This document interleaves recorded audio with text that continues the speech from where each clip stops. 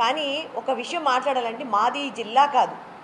కానీ ఎందుకు ఒక మహిళకి అన్యాయం జరిగిందని మేము ఎందుకు స్పందిస్తున్నామంటే నిజంగా చెప్తున్నా ఆ ఎమ్మెల్యే ఎమ్మెల్యే ఎవరైతే ఉన్నారో వానమాల ఎక్కడ దుద్దాడండి జగన్మోహన్ రెడ్డి గారి దగ్గర.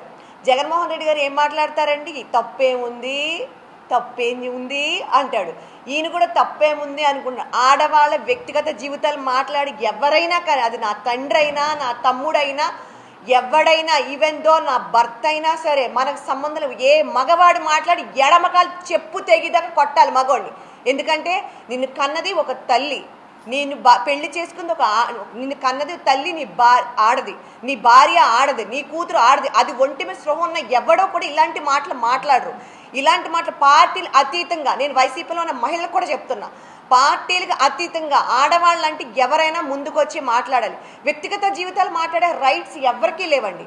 కానీ ఎమ్మెల్యే గారు వాళ్ళ నాన్నగారి గురించి చాలా గొప్పగా చెప్తున్నారు. అలాంటి తండ్రి కడుపుని చెడబుట్టినటువంటి ఎమ్మెల్యే గారిని వాళ్ళ ఇంట్లో ఆడవాళ్ళు ముందు మీ ఎడంకాలు చెప్తూ మీ భర్త మీరు కొడితే ఆయనకు బుద్ధి వస్తుంది. అలాగే కూటమి ప్రభుత్వం ఎమ్మెల్యే గారు ఎవరైతే ఉన్నారో మేడం గారిని ఇష్టం ఉన్నట్టు మాట్లాడంటే ఆవిడకి తక్షణమే పబ్లిక్గా మీరు అపాలజీ చెప్పాలి, క్షమాపణ చెప్పాలి. చెప్తే మీ కనీసమైన బుద్ధి ఉంది, నోరు జారి మాట్లాడిన కనీసం స్పృహలోకి వచ్చాడని మేము అనుకుంటాం. ఆ పరంగా మీరు చెయ్యాలని జనసేన పార్టీ తరఫున మా వీర మహిళలందరం కూడా కోరుకుంటున్నాం.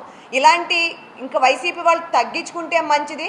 ఎందుకంటే మీరు ఎక్కువ చేశారు కాబట్టి 11 సీట్లకి పరిమితం అయిపోయారు. ఇలాంటి పిచ్చివాగుడు వాగితే కానీ ఇలాంటి మాటలు ఆడవాళ్ళ కోసం మాట్లాడినా మీరు మళ్ళీ 11 సీట్లు కాదు కదా, అసలు వైసీపీ అనే పార్టీ ఉందన్నదే కనపడకుండా అతాపాతాలకి పబ్లిక్ తొక్కేస్తారు.